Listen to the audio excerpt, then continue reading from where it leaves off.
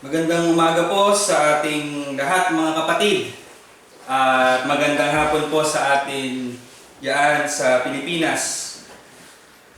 Tayo po ngayon ay nasa ikalawang parte na ng ating serye ng Seasons of Change. So sa atin po, sa ating mga Pilipino, meron tayong tinatawag na manyana habit. No? Mamaya na lang, puro mamaya na lang. Yung tipong gagawin na tapos may natin lang mamaya na lang. Hanggang sa kinabukasan na. Hanggang umabot na ng bukas, tapos hindi pa rin nagawa. No? Kasi lagi po natin iniisip na darating at darating naman, laging merong bukas. No? Pero dumating ang bukas, hindi pa rin nagawa. So mga kapatid, lagi kasing nakatanim sa atin na maraming laging bukas. Paano kung wala nang bukas? Ano? Meron daw po isang doktor at tinawagan niya yung kanyang pasyente. Tinawagan niya yung kanyang pasyente dahil yung pasyenteng ito ay nagpa-check up. No? May mga test na kailangan gawin. Tinawagan niya ito, sinabi niya, Mr. So-and-so, natanggap na po namin ang resulta ng inyong mga exam. At meron po akong good news sa inyo at meron ding bad news. Sabi nung pasyente, o sige, ano ba yung good news? Ang good news ba, gagaling na ako? Okay ba yung aking mga exam? O okay ba yung result ng mga exam ko? Sabi nung doktor, ang good news po ito, meron na lang po kayong 24 oras para mabuhay. Sabi nung, niloloko mo ba ako? 24 hours na lang. Sabi kasi po ang bad news nito, nakalimutan kong tumawag sa inyo kahapon. So, nag-gets nyo? So, ganito mga kapatid. No? Paano kung wala nang bukas? At sa atin po, mga mananampalataya, ano ang gagawin natin? Paano tayo mabubuhay? Magbabago po ba ang ating pananaw kung bilang na ang ating mga bukas? Ang pamagat po ng ating mensahe ay living as if you're last. Tayo pong lahat ay yumuko at tayo ay manalangin. Aming Diyos, aming amang makapangyarihan sa lahat, tunay nga po Panginoon na napakabuti nyo. Salamat po Panginoon sa biyaya ng buhay na ibinigay nyo sa bawat isa sa amin. Salamat po Panginoon sa lahat ng pagpapala, sa mga biyayang patuloy namin tinatanggap. At dalangin namin Panginoon na patawarin niyo po kami sa aming mga nagagawang kasalanan. Lord, teach us to number our days and remind us always to give our very best to you. Panginoon, pakalinisin niyo po kami, ihanda niyo po ang aming puso't isipan sa pakikinig. Ito po ang aming samot panalangin sa pangalan ng inyong anak na si Jesus, na aming tagapagligtas. At gabayan niyo po kami ng inyong banal na Espiritu. Amen. So buksan po natin ang ating mga Biblia sa 1 Peter chapter 4 verses 7 to 11. Kung natatandaan niyo po yung ating reference text nung nakaraang Sunday, kasunod lamang po ito. Dahil, yun nga po, ito po yung ating part 2 ng ating series of Seasons of Change. So, hayaan niyo po akong basahin ang ating pagbubulayang teksto. Verse 7, malapit na ang wakas ng lahat ng bagay, kaya't maging mapagtimpi kayo at manatiling malinaw ang inyong pag-iisip upang kayo'y makapanalangin. Higit sa lahat, magmahalan kayo ng tapat, sapagkat ang pagmamahal ay umapawi ng maraming kasalanan. Verse 9. Buksan ninyo para sa isa't isa ang inyong mga tahanan at gawin ninyo ito nang hindi mabigat sa loob. Bilang mabuting katiwala ng iba't ibang kaloob ng Diyos, gamitin ninyo sa kapakinabangan ng lahat ang kakayahang tinanggap ng bawat isa sa inyo. Verse 11. Ang nangangaral ay dapat salita ng Diyos ang ipangaral. Ang naglilingkod ay dapat maglingkod gamit ang lakas na kaloob sa iyo ng Diyos upang sa lahat ng bagay siya ay papurihan sa pamamagitan ni Jesucristo. Sa Kanya ang kapangyarihan ng karangalan magpakailanman. Amen. So mga kapatid, pansinin po natin yung sinabi ni Apostol Pedro doon sa simula. Sabi, malapit na ang wakas ng lahat ng bagay. Pastor, maliit pa lang ako, naririnig ko na yung malapit ng wakas. Napakarami ng preaching na laging sinasabi, yung mga evangelist, lahat ng mga pastor sinasabi, laging malapit ng wakas. Ano ba talaga ang totoo? Dahil mismong sila Pedro, sila Pablo, ay naririnig lagi natin ito mga kapatid, na malapit na ang wakas. Pero ang problema nga, 2,000 years na ang nakaraan, wala pa rin naman ang ating Panginoong Hesus. Alam niyo po kasi, ang term na last days, yung termino po na dito na yung wakas, no? Ito po ang tawag sa New Testament ng mula po nung dumating ang ating Panginoong Hesus, mula nung pinanganak siya, hanggang siya po ay pinako sa krus, namatay at muling nabuhay, at umakyat siya sa langit. At nang sinabi niya, ako ay muling babalik. So ang term po na last days ay mula po doon sa panganak ng ating Panginoon hanggang doon sa kanyang muling pagbabalik. So, ang nangyayari mga kapatid, inakala din ng mga apostol noon na babalik agad ang ating Panginoon. Pero nga ang sabi natin, ayun na, 2,000 years nang nakakaraan, hindi pa rin dumarating ang ating Panginoon. Pero ngayon mga kapatid, tayo po ay nabubuhay doon sa mga huling parte ng last days na ito. Paano mo nasabi yan, Pastor? Kasi po marami na ang naganap na mga propesiya sa Biblia. At sinasabi ng Biblia na tayo po ay nadoon na sa mga huling parte ng last days na ito. Putting aside this thought mga kapatid, sa bawat generasyon, in every generation, at maging sa generation po natin ngayon, ang dapat pong maging kaisipan natin ay lagi tayo dapat handa. Tayo ay nananabik sa muling pagbabalik ng ating Panginoong Hesus. Kaya po, kung dumating man siya bukas, dumating man siya sa susunod na bukas, no? Ay meron po tayong pananabik, meron tayong kahandaan. So mga kapatid, tatlong bagay na dapat gawin kung paano tayo mamuhay habang naririto na tayo sa mga huling araw bago bumalik ang ating Panginoong Hesus. So ito po mga kapatid ay pray harder, love deeper, and serve better. So ito po ang sinasabi po sa atin ni Apostol Pedro. Doon sa verse 7, atin po isa-isahin ang mga talata. Doon sa verse 7, ngunit ang wakas ng lahat ng mga bagay ay malapit na. Kaya nga kayo'y mga pagkahinahon at magpuyat sa pananalangin. Yan. So mga kapatid, sinabi ito ni Apostol Pedro, dahil ito po ay based doon sa kanyang experience. Kung matatandaan nyo, kasama si Apostol Pedro doon sa Garden of Gethsemane.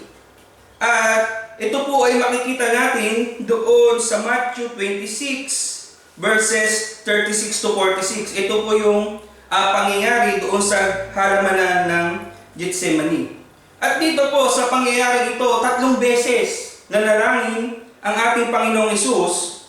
At sinabi niya doon sa kanyang mga alagad ay samahan siya. Samahan niyo akong magbantay. Samahan niyo akong manalangin. Sabi niya, magbantay kayo dyan at samahan niyo akong manalangin.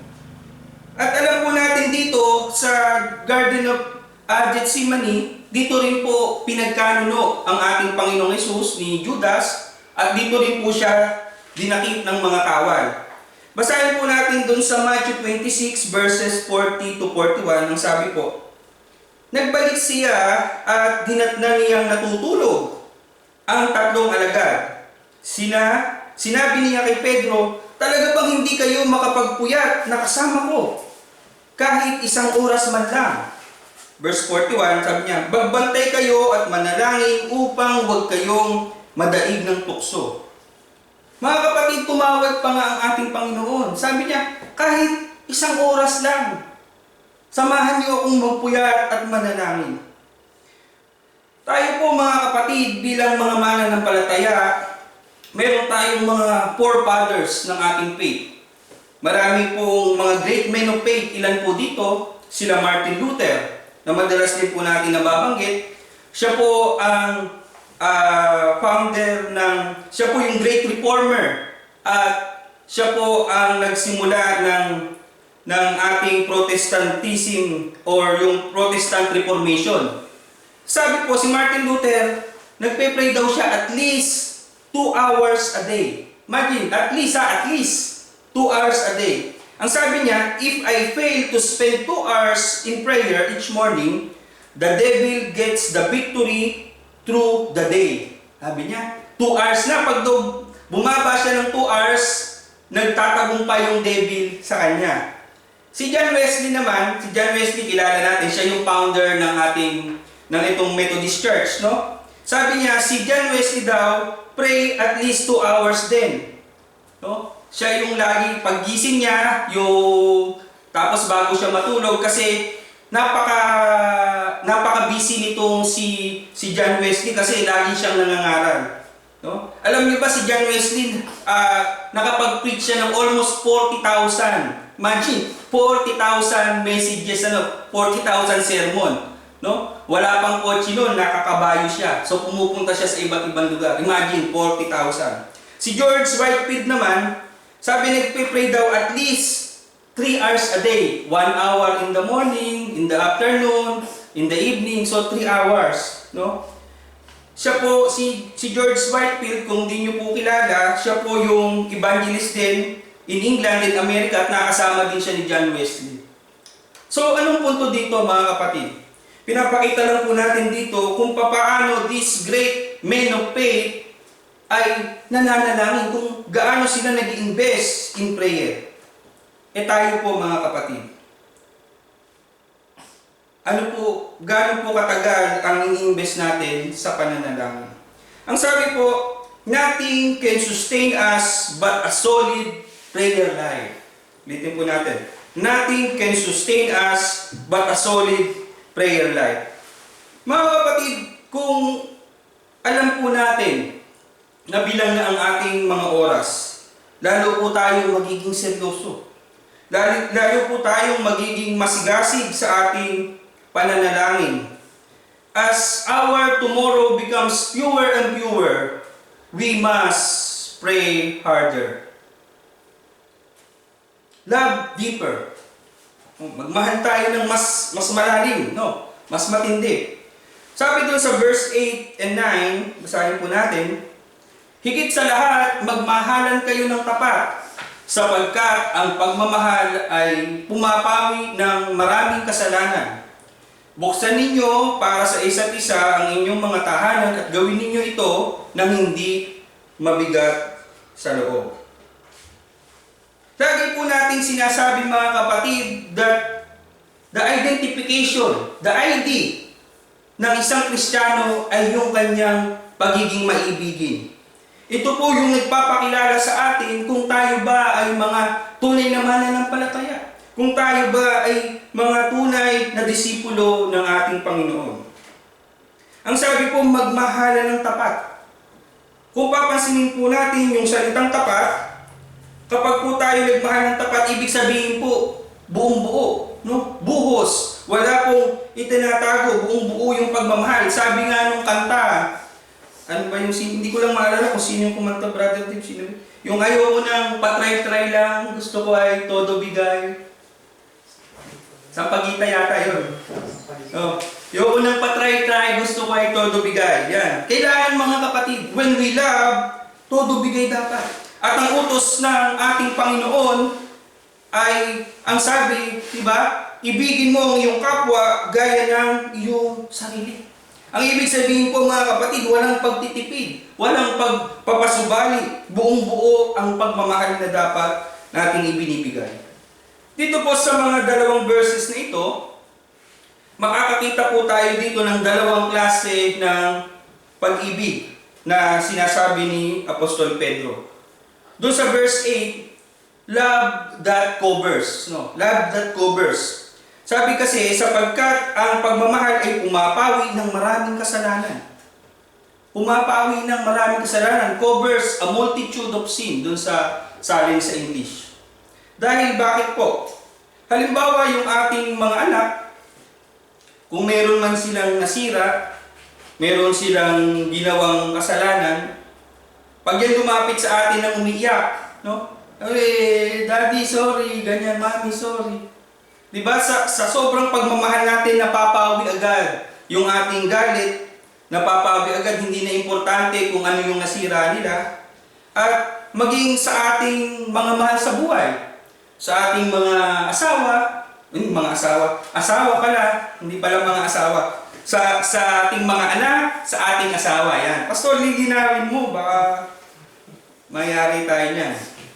Sa ating asawa, kung ano man yung kanilang mga shortcomings, kung ano man yung kanilang kahinaan, ito ay napapawi, no? Natatakba ng ating pagmamahal. But especially, itong verse na to po, Peter is talking about the love between Christians. The love between Christians. Kaya kung makikita po natin, kung maaalala natin doon sa Matthew chapter 18, kung meron daw kapatid na nagkakaroon ng pagkakasala, kausapin daw ng isang kapatid, at kung hindi daw makinig, magsama ng isang kapatid para payuhan, at kung hindi pa makinig doon sa dalawang kapatid, ay magsama pa ng isa. No? So, bakit ginagawa ito? Kasi para masabihan itong kapatid na ito na mali ang kanyang ginagawa bago pa makita ng ibang mga tao at maging kasiraan ng taong ito. Yun po yung yun po ang konteksto doon sa Matthew 18. No? Minsan ang pagkakamali kasi doon sa pagkatapos kasi pag umabot kayo doon sa verse 20, if there are 2 or 3 are gathered in my name, I am in the midst of them. Yan, ginagamit yan. Pag meron na tayong dalawa, meron na tayong tatlo, pwede na tayong mag-Bible study, pwede na tayong mag-prayer meeting. Hindi po. Ang ibig sabihin po noon, merong dalawa, tatlong saksi. No, saksi po yun para ituwid itong kapatid na ito. Yung po ang konteksto nung kabuuan nung chapter 18 na yun. Hindi po yung patungkol doon sa pagdadaos ng mga prayer meeting at pananambahan. So, nakikita po natin that love covers a multitude of sin. Yung pangalawa, love that recovers. No? Yung una, covers, ito recovers. Doon sa verse 9, sabi, buksan ninyo para sa isa't isa ang inyong mga tahanan. So, maging, hospitable. Yan, maging hospitable. At yung hospitality ay iparamdam natin sa mga tao, magtulungan. Lalo na doon sa mga lingkod ng Panginoon. Kasi po nung araw, ay wala naman pong mga churches. No? Wala tayong physical na building at ang mga mananampalataya nun ay talaga pong nagtitipon sa mga tahanan.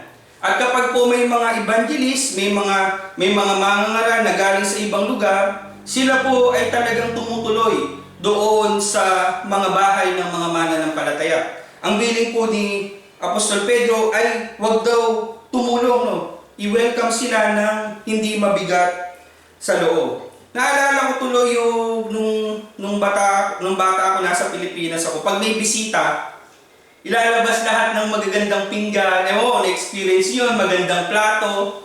No, yung mga hindi ginagamit na mga kutsara, tinidor na pangbisita, ihahain natin, yun ang ibibigay natin. Tapos yung mga nakatago nating dilata, no? Naalala ko nun, may dilata kaming spam nun, hindi namin kinakain, tapos nung nagkabisita, hinahain namin, pinirito. No, ganun daw tayo, no? Ang kaisipan dito mga kapatid ay kapag tayo mayroong bisita ay ibinibigay natin yung buong pagmamahal, ino-offer natin yung ating best, no? So, mga kapatid, alam nyo, yung salitang hospitality din, dun din ang galing yung salitang hospital, no? Kaya yung hospitality yun eh. Kasi ano ba dapat ang ginagawa? Di ba?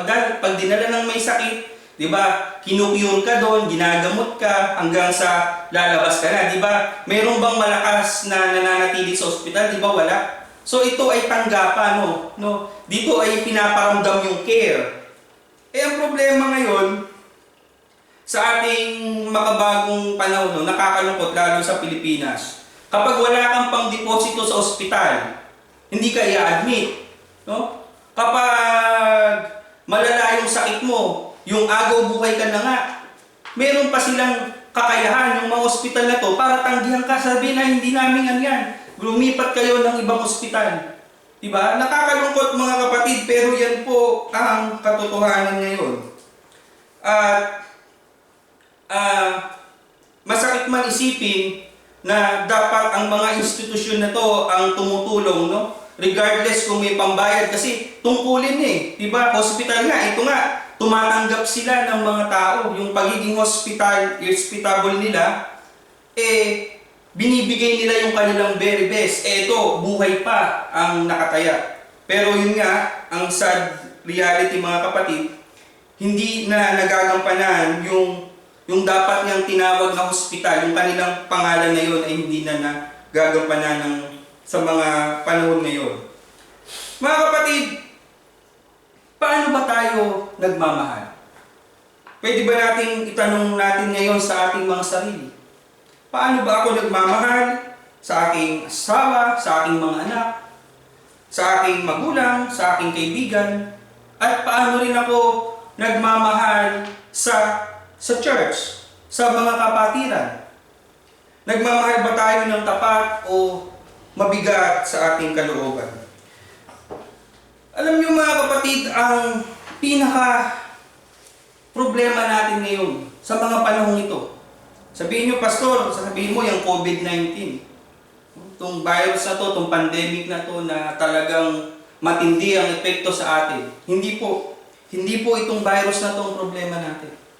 Ang problema po natin ay ang kawalan ng pag-ibig. Kung totoo man ang sinasabi ngayon na itong virus na ito is man-made, imagine that, brothers and sisters. Nakagawa sila ng virus na man-made para mamatay ang marami. Kung meron ba silang pag-ibig, yung isipin lamang nila yon ay kikilabutan na sila. Pero ito nga mga kapatid, patuloy na nagsasaper ang buong mundo. Hindi tayo makabalik doon sa dati nating ginagawa, yung mga dating nakasanayan, because of lovelessness mga kapatid. Nangyari ito dahil sa kawalan ng pag-ibig. Pero mga kapatid, tayong mga napapaligiran ng mga Kristiyano, tayong mga napapaligiran ng mga mananampalataya, hindi po tayo pwedeng maubusan ng pag-ibig. Bakit po? Dahil po ang ating Diyos ay Diyos ng pag-ibig. Ibinuhos ng Diyos ang kanyang pag-ibig sa atin. At tayo po bilang mga anak niya, tayo po na mananampalataya, hindi po tayo pwedeng maubusan ng pag-ibig mga kapatid. Hindi po tayo pwedeng maubusan ng pag-ibig sa ating kapwa. So love deeper. And the third po is serve better. Yan.